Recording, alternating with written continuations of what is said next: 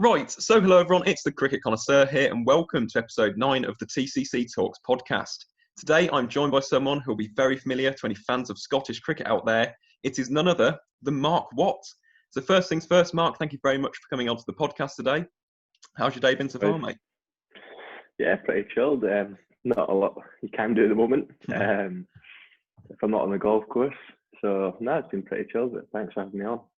Yeah, well, it's a pleasure, definitely. Today's a very special day as well. 2 years since that famous win over England at the Grange. We'll be talking about that later. Definitely, that's quite a big, major part of this podcast today.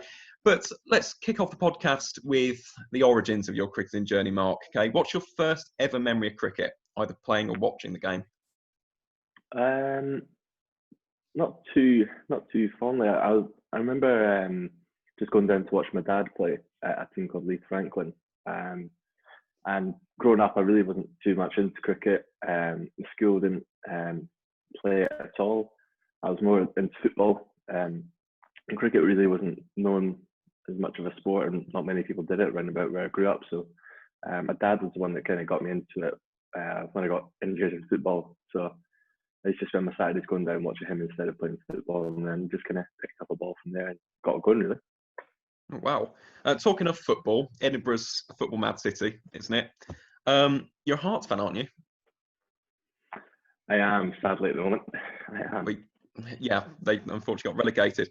Just to divert your attention to Cricket Scotland's website, I thought this was quite funny. At the bottom of your profile, it says, Mark Watt is also a keen football supporter and follows Hibernian FC.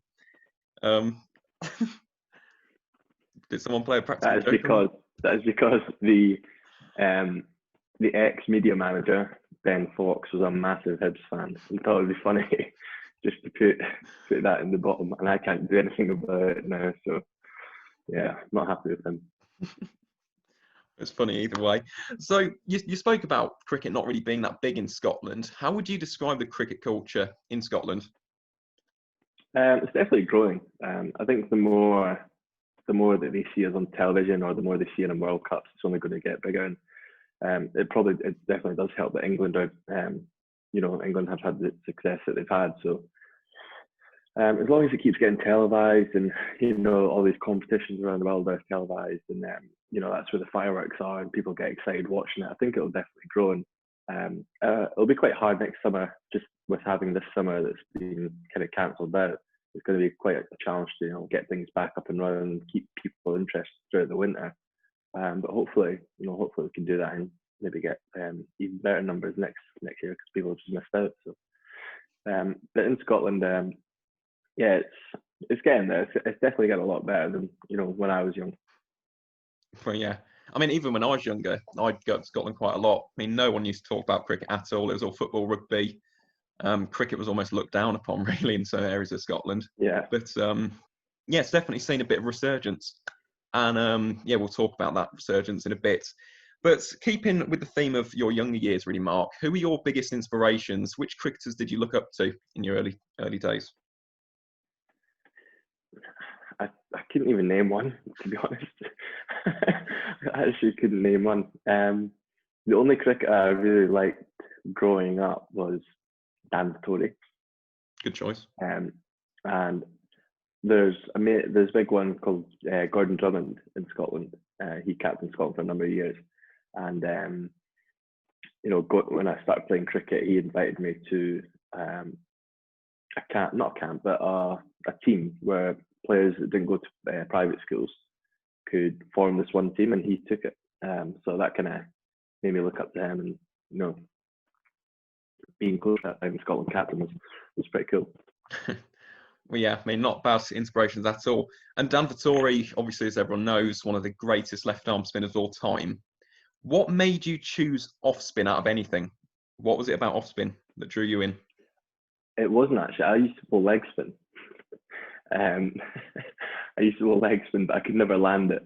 And I think my corner was probably about 36 every over. So I quickly changed to left arm off because I found it a bit easier to control and to get the ball spinning away from the right hander. I don't know why I ever chose to get the ball spinning into the right hander.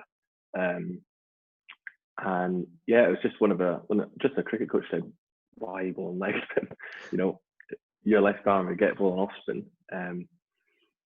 And yeah, I just kind of took his words on and just kind of went from there. And thankfully I did listen to him. Yeah, it's paid off. Sorry, that was very funny. That's very similar to mine. I'm a failed leg spinner as well, so I took up off spin. Yeah, it's too hard. Yeah, exactly. It's really hard to control. I mean, mine used to fly all over the place. And yeah, it's definitely a lot easier once you make the change. That's very relatable to any off spinners. So, obviously, moving on from those early days, you moved up your ways in domestic cricket in Scotland, and in 2015 you made your debut against Ireland. How proud were you to make your debut for your country? Massively. I think it was more like my mum and dad came over and watched the game in Ireland, and they were really proud, and I was so nervous, to be honest. I remember bowling at Andrew Pointer, and I was just terrified. It's weird because the first ball I bowled for Scotland, I can remember just not having a clue walking in, thinking where this is going to go, and I've never really nervous for a ball before in my life. But no, it was a really good day. It was a good series actually. We beat Ireland, strong Ireland team. I didn't do too well, I think, in that game. I think I didn't get a wicket. Went for maybe 30. 28. Kevin O'Brien, 28. Oh. Kevin O'Brien hit me into a housing estate. It was, he hit me for some big sixes. So that was kind of thrown in at the deep end at a small club ground in Ireland at Bredy. And I was like, oh, right, this is what international cricket's like. Well, yeah. I mean, since that, though, I mean, as of the current ICC T20 rankings, you're 17th in the world. How does that feel? Because you're above the likes of Pat Cummins, Lasith Malinga, you're above Yuzvendra Chahal from India. How does that feel? You're the highest associate ranked player as well. You're 12 positions above the next nearest one, which is your teammate Alistair Evans in 29th. How proud does that make you feel? Yeah, it's bizarre. I mean, I think if I asked people in the club team who you'd rather face, me or Pat Cummins, I'm sure they would want to face Pat. So yeah, it's pretty cool, to be honest. And yeah, I'm just trying to get into the top 10. I'm not really trying to think about it. And my main thing is don't get too high and don't get too low. Just try and stay level-headed and just keep them up. Really don't need to branch out or try too many things else, and just try and keep it simple. And hopefully the rankings will I'll keep going up. Well, yeah. I mean, that's the aim, isn't it? I mean, your rise realistically from, as you mentioned, 2015, from 2018 to 2020 in particular, has been stratospheric. It really has. So what do you say kind of, I don't know, initiated that rise? What do you think was the real starting point of that rise? I think the ex-Scotland coach, Brad Bradford, had a lot to do with it. He played Test cricket and as a spinner. I think he just helped me a lot more with like mindset, and just he's a really nice, like calm guy. That just kind of made me think about the game so much more in terms of field settings, in terms of flight, trajectory, angles. Just kind of made me think about that. And also bowling with Con Deline, who played for Scotland, who sadly passed away. He helped me massively with my bowling.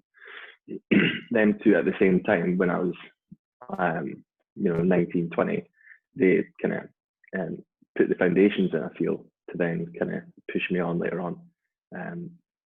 But yeah, them two definitely have helped me massively with my bowling and just thinking about the game more, really. Because I'm not a massive fan of the ball, so you kind of need to be a bit more mysterious with your flights and your trajectory and your quicker balls. And yeah. What is your go-to ball, though? So let's say, I don't know, you've got a set batsman in, he's approaching his 50. What's your go-to wicket-taking delivery in that situation? Oh, it depends. I'd like to think my Yorker. I think I bowl a lot of Yorkers, practice Yorkers, because there's nothing worse when you're getting hit for six and you don't know what to do. You need a ball that you can just get the guy off strike. But I'm going to say probably wide of the crease, come wide of the crease, and just slide one straight through bat and pad. Nice. I mean, as you mentioned about the Yorker, that's become a pretty good tool in the spinner's arsenal, hasn't it, really? You look at Imad Wasim from Pakistan, for example, Chris Green as well from Australia, really jams in that Yorker. And as you mentioned, it's so hard to get out. especially when you get the angle on. But yeah, it's an interesting ball that. What speed do you bowl at? Because with regards to Scotland, you had a very famous one, Majid Haq, who was very slow. Um, what kind of speeds are you looking for? I don't think Madge got the credit he deserved. You know, he got a lot of stick for it at that World Cup. But he actually bowled really, really well that World Cup. If you look at like his economy rates and stuff. But what speed do I bowl? I bowl at about 55 from my stock, so quite quick. And then I've got a quicker one, which is maybe about 63. But yeah, and then I've got, yeah, I can range kind of quite nicely between 49 and 55 for a stock delivery, and just trying to mix it up from there, keep the band guessing. But I can also kind of dislocate my shoulder and try and get touch 65. Yeah, don't do that. I mean, I don't want you injured. But yeah, let's get back onto your cricket journey now, opposed from the actual like mechanics of your spin bowling. Okay, in 2016-17, during the off season, you went to Australia, didn't you? So, yeah. how did your experiences down under shape the next stages in your cricket career? That's a good question. To be honest, the standard of cricket wasn't that great. I was kind of in the middle of the country, but I think more mentally it helped. You know, I was just getting abused every week at club cricket, and I think I used to love that. So I think more mentally and just, you know, having a life experience of going away to a completely foreign country, not knowing anyone that's there, you're in the middle of nowhere, kind of fend for yourself for 6 months. And thankfully I got put into a team that had a great group of guys. So, but no, it definitely helped. You know, even like playing in heat, I batted one day. I batted, you know, pat in the back. I got 145, but it was 45 degrees heat as well. And that was just tough, just like mentally trying to come across that, and that'll help you, you know, when you go to Japan and India and stuff like that. But no, I had a great time in Oz, and I recommend it to anyone that's out there listening to go over and try that for 6 months. You'll definitely come back a man. Well, yeah, it's obviously Australia's got a wonderful cricket culture, but yeah, not long after that, roughly a year. Well, it was on the 10th of June, wasn't it? 2018, Scotland's arguably most famous ever win, beating England in your home city of Edinburgh by 6 runs. And you got 3 for 55 on that day. And I was talking to Callum McLeod on episode 6 of the podcast. He was really bigging you up for that performance. How do you look back on that performance? Bizarre. Yeah, I don't know. I don't know if it was just I bowled at the right times, or I don't know if I bowled that well. You know, I just kind of did what I did and didn't really try and think about it too much. And like you say about having to, you know, the Yorker's a hard ball to have, and trying to nail it when it's on pressure. I was bowling at Bairstow, and he was absolutely smashing it that day. And I bowled a good delivery, and he's tried to hit it to the moon. And I was like, oh, you should try and hit that a bit harder next ball. Like, as a laugh. And then he said, I'm going to the next ball. I was like, oh God. So I think the Yorker came in handy for that next delivery. But yeah, about that day, I don't know, I can't really remember an awful lot. I just remember kind of just getting really stuck in at the moment, and, you know, giving I think I gave Mo and Ali quite a lot of chat for no reason. He's actually a really nice guy. But I just kept saying, oh, you guys can't get beat to Scotland. You've got a World Cup in a year. You know, you can't get beat to Scotland. You can't get beat to Scotland. And I don't know if it worked. If I was just chatting rubbish. But probably that Mo and Ali wicket was probably my fault. I remember Errol got hit for quite a lot the over before, and I took a moment out and said, I went and spoke to Beryl at mid wicket and said, you know, why don't I just toss one up and see if the FH is on? You know, it's either going to go out the ground, or I think you might chip one up.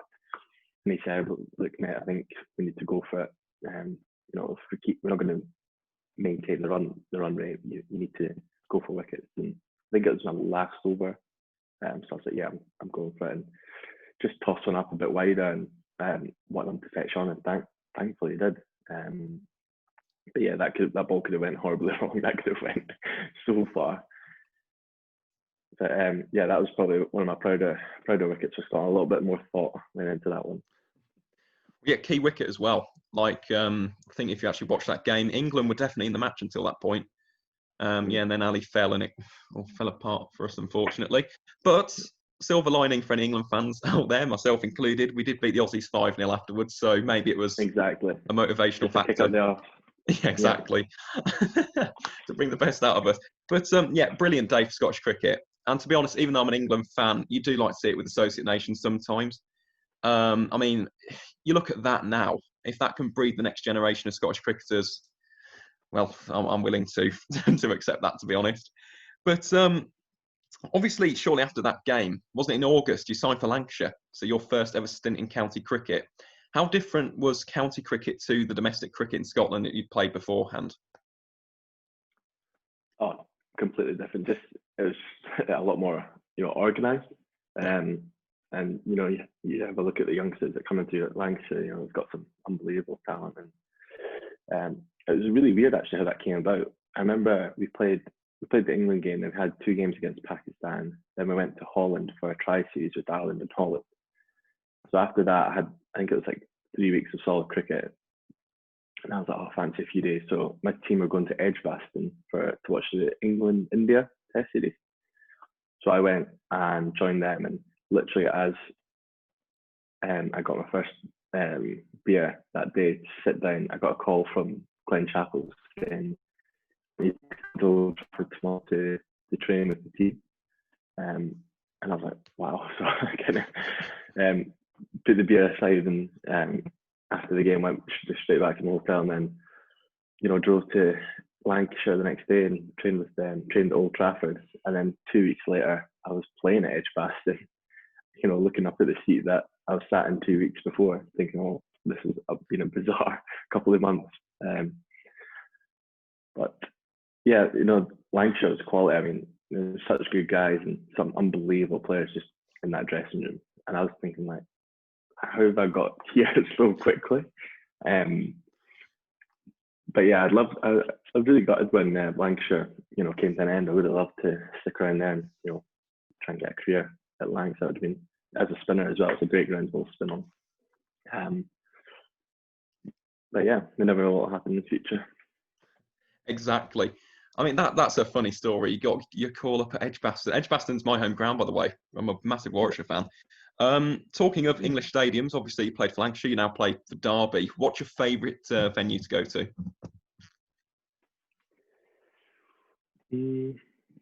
Oh, it's got to be Lords. Yeah, it's got to be Lords. The teas alone at Lords, it's got to be there. But there's definitely a few. I love playing at Edgbaston. That was brilliant, and being there on the Finals Day, that was just looking at the crowd, thinking this is unbelievable. And Old Trafford, actually, the Roses match at Yorkshire's ground, that was something else on a Friday night. T20, that was one to remember. I think that's definitely the best atmosphere I've played under, apart from the Scotland-England game. Wow. Really? I mean, the Grange is only a small ground, isn't it, when compared to Headingley? Would you say that was a better atmosphere? Absolutely, because that's the thing. It's a tiny ground, but they absolutely rammed everyone that they could in there. So it's maybe 5,500 people in that small ground, and that would 100% beat the 20,000 that was at Headingley that day. Wow, says a lot about Scottish cricket fans as well, doesn't it? Exactly. Especially being in the sun all day drinking. Exactly. So, I mean, moving on from, well, obviously you've had lots of proud moments as well, Mark. What do you say has been the toughest moment of your career to date? Because obviously cricket isn't a really simple game. There are tough points as well. What do you say has been the hardest thing to deal with so far? There's one game in Zimbabwe, and that's my only regret I have in cricket. So the West Indies game? Zimbabwe, and oh no. No, I wasn't playing in that game. It was against Zimbabwe in Zimbabwe. I was back. I think I was back number 10, and then we needed last 45 to win the game. The game was kind of dead, and I came into bat with Michael Leask, who was batting nicely at the time. And I said, I'm just going to try and stick around and see what we can do here, see if things get going. He was like, yeah, let's do that. And then just kind of got going, started seeing the ball quite nicely. I think I was on maybe 20. I think we needed 2 to win. The home crowd was going nuts when I first came in, and then me and Leafy kind of silenced them. And that was something that was brilliant, because I wasn't really known for my batting. Well, I'm not really known for my batting, but, I was hitting really nicely that day. And then got to, I think it was 2 to win. And Chip and Bora was running into the ball. I was thinking, right, this is it. I'm smashing this. I think I'll hit back-to-back boundaries. And I was like, this is the ball. It's going no matter where. It was the last ball of the over as well. I think he bowled, to be fair to him, it was quite a good thing. He bowled a back of the hand slower ball, and I've locked onto it thinking, oh, sitting up nicely. Hit it straight up in the air. At least he shouted, run. So we swapped ends. The catch was taken. I was just remembering walking off. Oh, I can't believe what I've done. Can't believe what I've done about the glory. Instead of just seeing the game home. And then, thankfully, so it was our number 11 Brad Wheeler that was on strike. And the big guy, Muzarabani, was bowling for Zimbabwe and bowled a wide and then nicked off. And Brad Wheeler, so we got a draw. But I remember just thinking in the dressing room, just absolutely gutted that I'd done that. But yeah, that's my only regret. So if I could rewind the clock, I think I'd change that. But well, let's face it, we as tail enders, I mean, it does happen, doesn't it? You get the rush of blood to the head, you think, well, suddenly turned into Tendulkar, can just smash this ball all over the place, and yeah, usually ends up going horribly wrong. Yeah, well, exactly. It happens to everyone, no matter what level. But yeah, you mentioned obviously that was for the World Cup qualifier, wasn't it, in Zimbabwe? What did you think about the West Indies game? Because that was quite controversial. Scotland obviously missed out because of a pretty dodgy LBW decision. How do you look upon that? I mean, to not have a DRS system in that tournament, which means so much to every single team that's there, is beyond me. They talk about, they need to save money and stuff, but then they have them in some T20 leagues, and there's a lot more at stake going to a World Cup. It was, to be honest, I've never been in a dressing room like it after that game. I remember just watching it rain, just thinking, how have we, Scotland, been let down by rain in Africa? It's so typical. But yeah, it was a hard one to get over. But the boys did really well, sucking it up, getting on with it, and beating England. I think that was the next ODI. But yeah, that LBW decision still kind of haunts us. I didn't even really want to watch the World Cup in England that year. I was just so gutted just watching it, thinking, we should be there. But you don't want a World Cup without the West Indies as well. It should definitely be more than a 10-team World Cup. It's not really the World Cup, is it? It's only 10 teams. And you want to see upsets. People, all ICC tweet about is, how good was this day back in blah blah blah when when Ireland beat England and Bangladesh, and then they're taking teams away from the tournament. It's quite frustrating for us, but I guess that's what we're dealt with, and we just kind of need to get on with it and be better, really. Yeah, I think that's frustrating for everyone, though. I mean, obviously for me as an England fan, we usually lose to the Associate Nations. As you mentioned, 2011 Ireland lost to the Netherlands as well, quite famously in the T20 World Cup. But I mean, yeah, without these Associate Nations, it doesn't really feel like a World Cup. It's not like football or rugby where you've got teams from every single continent, basically. We still haven't got a South American team. 10 teams just doesn't work. So, yeah, hopefully that will be resolved in the future. We'll be seeing Scotland again. Throughout the year as well, at times, England play the likes of Australia or New Zealand or India. You want to see some different. Well, that's what I think. You want to see some different teams. You want to see some different names in the tournaments, and but it is what it is at the moment. Yeah, hopefully it'll be resolved in the future. But talking of major ICC competitions, Scotland did qualify for, well, it could still be this year, we don't know, possibly next year's World Cup in Australia. How did you find that tournament? Because that was a very up and down tournament for Scotland. Didn't you win 3 out of the 6 group games, and then it came down to a 5th place playoff? Yes, it was. You know, it was a bit of a. It was.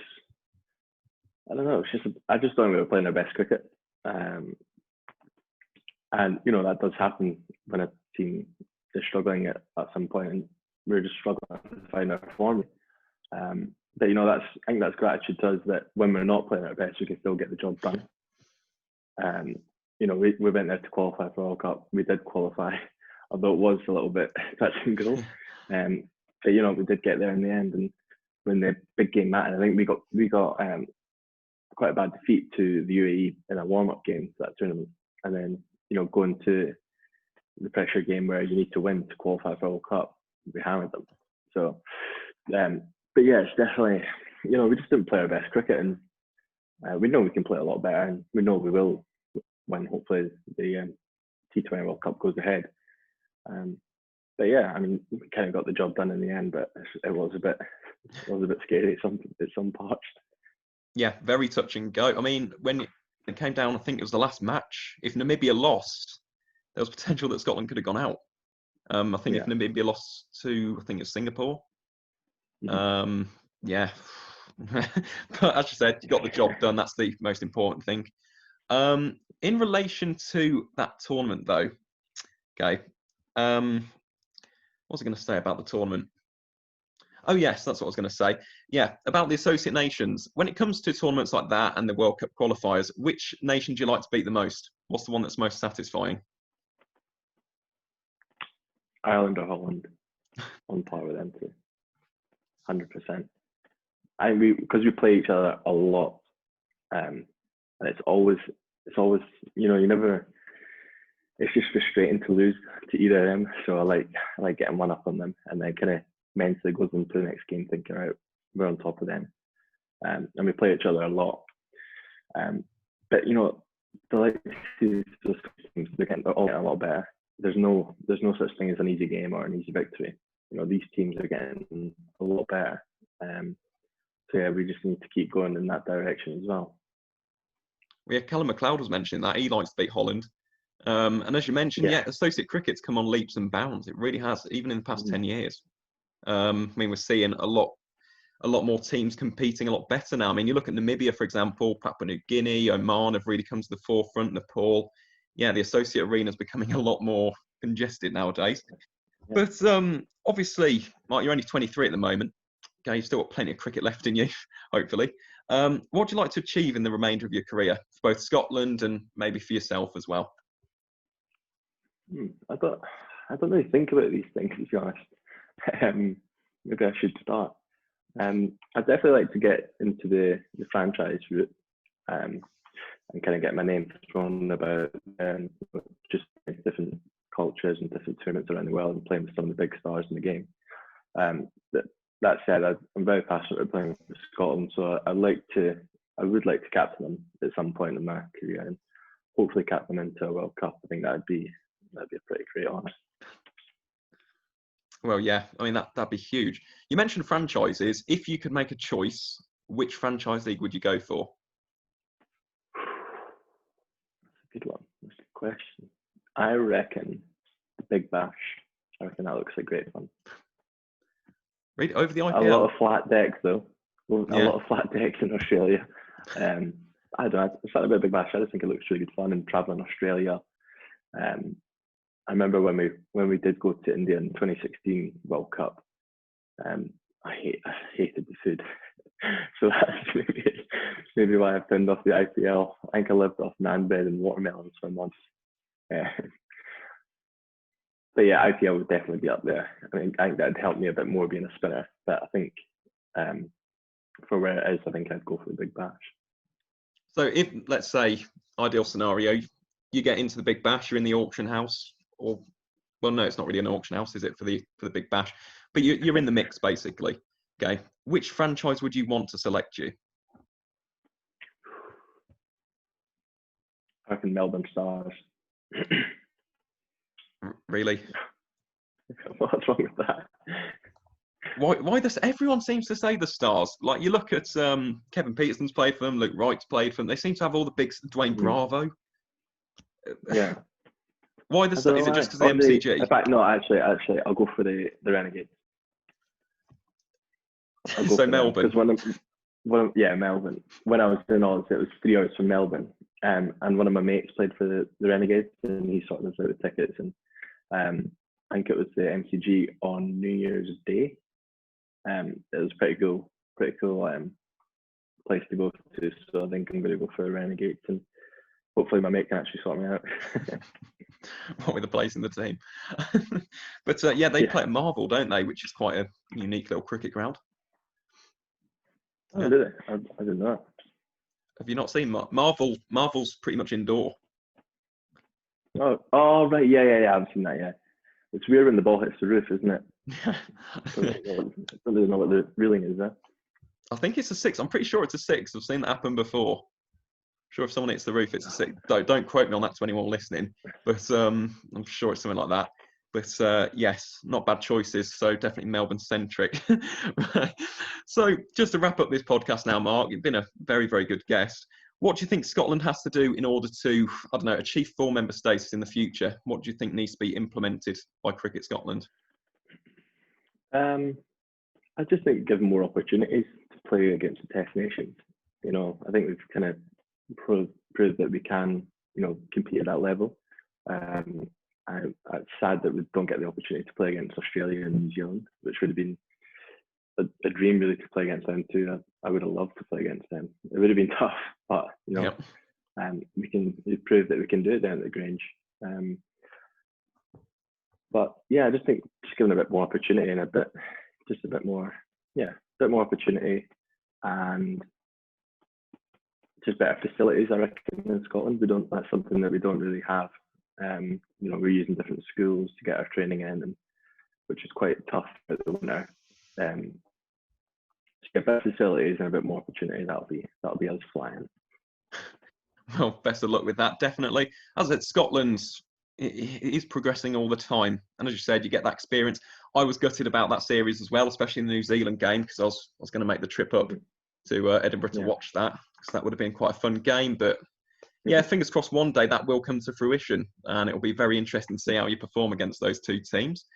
But yeah, that pretty much wraps up episode 9 of the TCC Talks podcast. Mark, do you have any closing words that you'd like to say? No, just thanks for having me on. It's been great fun. Yeah, I thoroughly enjoyed it as well. And to everyone who's been listening, thank you very much for tuning in. And as always, guys, enjoy the rest of your day.